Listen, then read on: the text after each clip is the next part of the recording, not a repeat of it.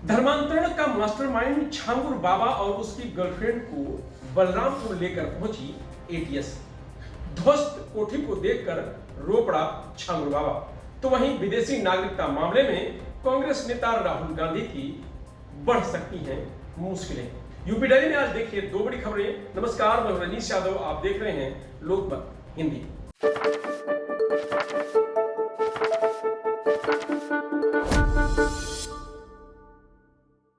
UP ATS धर्मांतरण के mastermind Jalaluddin उर्फ छांगुर बाबा को लेकर शुक्रवार को बलरामपुर पहुंची। छांगुर बाबा अपनी ध्वस्त कोठी को देखकर भावुक हो गया। उसे गाड़ी से उतरने में दिक्कत हो रही थी। इसके बाद पुलिस के दो जवानों ने उसे सहारा देकर उतारा। एटीएस के कमांडो छांगुर बाबा को कोठी के अंदर ले गए। करीब 40 मिनट तक छांगुर और एटीएस के अफसर अंदर रहे। सूत्रों के मुताबिक एटीएस ने कोठी का निरीक्षण किया। इस दौरान छांगुर से कोठी से जुड़े सवाल पूछे गए। हालांकि अभी तक कोई आधिकारिक बयान सामने नहीं आया है। इस दौरान थाने की पुलिस और मीडिया को अंदर जाने की अनुमति नहीं दी गई। बता दें कि 5 जुलाई को एटीएस ने छांगुर बाबा को नीतू उर्फ नसरीन के साथ लखनऊ से गिरफ्तार किया था। गुरुवार को एटीएस ने छांगुर और नसरीन को 7 दिन की रिमांड पर दिया था। 10 जुलाई को एटीएस लखनऊ जेल से दोनों को लेकर एटीएस मुख्यालय पहुंची थी। वहां अलग अलग टीमों ने दोनों से पूछताछ की। एडीजी कानून व्यवस्था अमिताभ यस ने बताया कि छांगुर पिछले 15 सालों से धर्मांतरण करवा रहा था। पूछताछ में ऐसा बताया है। बाबा को लेकर एटीएस कोठी के पीछे वाले गेट पर पहुंची। गेट पर बाहर से प्रशासन का ताला लगा हुआ था। स्थानीय लेखपाल ने ताला खोला। इसके बाद एटीएस की 2 स्कॉर्पियो अंदर गई। अंदर जाते ही बाबा को उतारा गया। उसे लेकर कोठी के ध्वस्त हिस्से के सामने वाली बिल्डिंग में गई, जहां 15 बाई 20 के कमरे में बाबा को ले जाया गया। कमरे के बाहर एटीएस तैनात हो गई। इस कमरे में करीब 20 मिनट तक बाबा से पूछताछ की गई। पुलिस के मुताबिक एटीएस छांगुर बाबा को कोठी के अंदर ले गई। तब थाने के पुलिस को बाहर ही रोक दिया गया। अंदर सिर्फ एटीएस के लोग ही मौजूद थे। बताया जाता है कि छांगुर बाबा काफी कमजोर हालत में है। उसे पहले पुलिस के 2 जवानों ने सहारा देकर गाड़ी से उतारा। उसके बाद अंदर एटीएस के जवानों ने सहारा दिया। इसके बाद बाबा को कमरे में ले जाकर बिठाया गया, जहां उससे पूछताछ की गई। छांगुर बाबा की कोठी उतरौला मनकापुर मेन रोड पर है। यह कोठी उसकी महिला सहयोगी नीतू उर्फ नसरीन के नाम पर है। 3 बीघा जमीन पर 3 करोड़ रुपए की लागत से बनी इस कोठी में 70 से ज्यादा कमरे और हॉल बने थे। इनमें से 40 कमरे वाले हिस्से का प्रशासन ने पूरी तरीके से तोड़ दिया है। इसे तोड़ने में 3 दिन लगे। कुल 19 घंटे तक बुलडोजर चले। पहले 2 दिन 250 स्क्वायर फीट हिस्से को ढाया गया। इसके बाद गुरुवार को 8 बुलडोजर ने 250 स्क्वायर फीट और तोड़ा। कोठी से करीब 1 लाख कुंटल मलबा निकला। छांगुर का जन्म गरीबपुर गांव में हुआ। यह गांव बलरामपुर जिला मुख्यालय से 30 किलोमीटर दूर है। बचपन में पिता करीमुल्लाह की मौत के बाद छांगुर की मां बच्चों के साथ अपने मायके रेहना माफी लौट आई। यही छांगुर का पूरा जीवन बीता।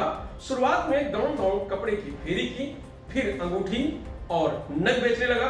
बीच बीच में वह मुंबई की हाजी अली दरगाह के पास भी नग बेचने का काम करता था। 2011 में पत्नी कुतुब निसा को प्रधानी का चुनाव लड़वाया और चुनाव जीत गया। इसके बाद उसका जीवन बदल गया।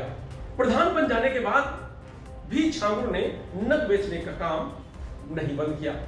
वह व्यापारियों और अधिकारियों को नग देता था। अधिकारियों व्यापारियों के जीवन में कुछ भी अच्छा हो या कुछ बदलाव हो तो उनको लगता था कि यह नग की वजह से हुआ है। इसी तरह से उसने मुंबई में नबील रोहरा और उसकी पत्नी नीतू रोहरा को भी नग दिया था। इसके बाद उनके जीवन में बदलाव हुआ और दोनों ने छांगुर के खास बन गए। खास भी इतना कि छांगुर 2015 के बाद जब भी मुंबई गया वह ब्लू माउंटेन योगी हिल मुलैंड वेस्ट स्थित नवीन के घर पर ही रुका। 2020 में नवीन और नीतू ने तय कर लिया कि अब छांगुर के साथ उसके घर पर ही रहना है। इसलिए बलरामपुर में बड़ा निवेश करने आ गए। दोनों ने मधेपुर में करोड़ों रुपए खर्च करके 3 बीघा जमीन खरीदी। यह जमीन नीतू उर्फ नसीम के नाम पर खरीदी गई। इसके बाद जमीन पर आलीशान कोठी बनवाई गई। यहीं से छांगुर धर्मांतरण का मास्टरमाइंड बन गया। बता दें कि एटीएस की पूछताछ में सामने आया है कि बलरामपुर में जमालुद्दीन उर्फ छांगुर बाबा बड़े लेवल पर धर्मांतरण करने की प्लानिंग में था। इसके लिए वह बंगले के बगल की जमीन पर डिग्री कॉलेज बनवा रहा था। बलरामपुर के बाद आजमगढ़ को अपना दूसरा मुख्यालय बना रहा था। एटीएस सूत्रों के मुताबिक छांगुर बाबा बड़े स्तर पर धर्मांतरण की प्लानिंग कर रहा था। एटीएस इन सब की एक विस्तृत रिपोर्ट बनाकर ईडी को देगी। ED prevention of money laundering act के तहत मामला दर्ज करके इस पूरे नेटवर्क के पैसे के लेन देन का पता लगाएगी। तो वहीं राहुल गांधी की ब्रिटिश नागरिकता से जुड़ी जनहित याचिका में शुक्रवार को नया मोड़ आया। याचिकाकर्ता एस विघ्नेश शिशिर ने लखनऊ हाईकोर्ट में रिव्यू पिटीशन दाखिल की है, जिसमें लंदन, वियतनाम और उज्बेकिस्तान से प्राप्त नए वीडियो और दस्तावेजी सबूत पेश किए गए हैं। 14 मई 2025 को हाईकोर्ट ने इस प्रकरण में केंद्र सरकार को कार्रवाई के निर्देश दिए थे। इसके बाद गृह मंत्रालय के विदेशी नागरिकता अनुभाग ने ब्रिटेन सरकार को औपचारिक पत्र भेजकर राहुल गांधी की नागरिकता और पासपोर्ट संबंधित जानकारी मांगी थी। यूके सरकार ने पुष्टि की है कि संबंधित जानकारी भारतीय दूतावास के माध्यम से भारत सरकार को भेज दी गई है। यह जानकारी याचिकाकर्ता को भी सूचित की गई है। इस पूरे मामले की जांच अब सीबीआई की एंटी करप्शन ब्रांच सेकंड मुख्यालय नई दिल्ली द्वारा की जा रही है।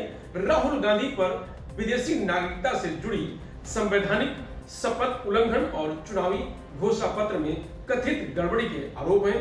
इस केस में चुनाव आयोग, परिवर्तन निदेशालय, आयकर विभाग, रिटर्निंग ऑफिसर, रायबरेली और लोकसभा अध्यक्ष को भी पक्षकार बनाया गया है। अब सबसे बड़ा सवाल यह है कि क्या राहुल गांधी की भारतीय नागरिकता सरकार रद्द करेगी? फिलहाल यूपी डायरी में आज इतना ही। कल फिर मिलेंगे नई खबरों के साथ। तब तक आप बने रहिए लोकमत हिंदी के साथ।